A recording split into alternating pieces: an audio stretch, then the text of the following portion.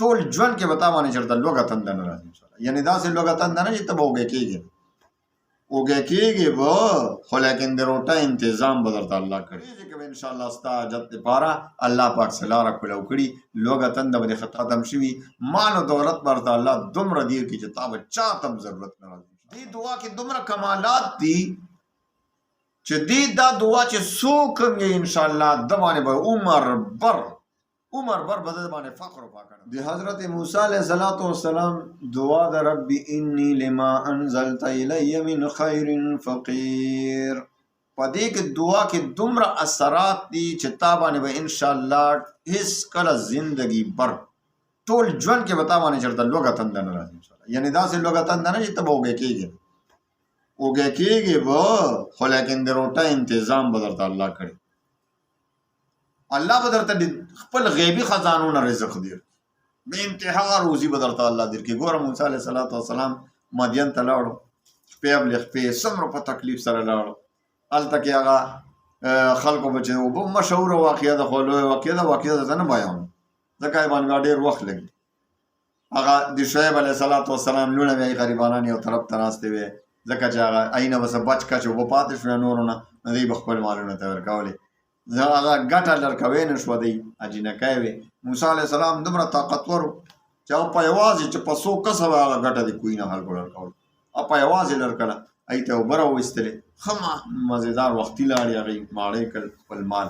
خپل ګډې چیلی ګډې زبې. موسی علیه السلام خپه یو طرف ته کېناستو ډېر وږی شوی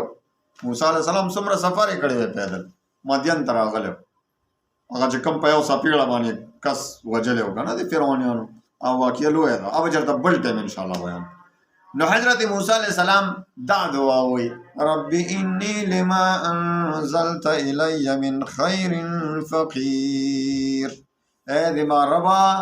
ته چې ما ته نن اوس څه نعمت هم راکړې الله پاکه زه ورته محتاج یم یعنې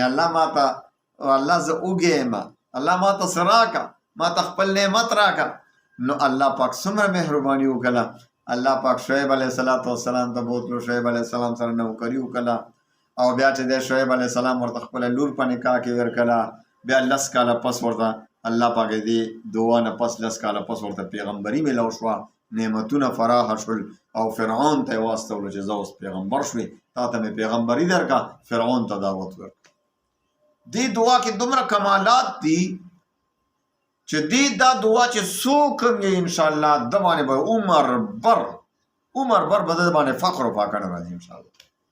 دی به چاته محتاج کېږي نه الله به خپل ضروریات چې څومره دي دا به الله د خپلو خزانو نه پوره کوي انشاءالله. نو دا ارمان زه پسه 3 ځله کم از کم یې رب انی لما انزلت الی من خیر فقیر او 3 ځله ارمان زه پسه مونځ باقاعده پابندۍ سره کوئ او خو 15 واړه وخته مونځ تاسو ته اجازت ده خو 15 واړه وخته مونځ پکې ګوره شرط دی 15 واړه وخته مونځ به کوئ هله به تاسو وظیفه کار کوي او که 15 واړه وخته مونځ کې غلا کوئ نو بیا تاسو ته اجازت نشته بیا تاسو وظیفه به کار نه کوي کوئ لګیا اوسئ وظیفې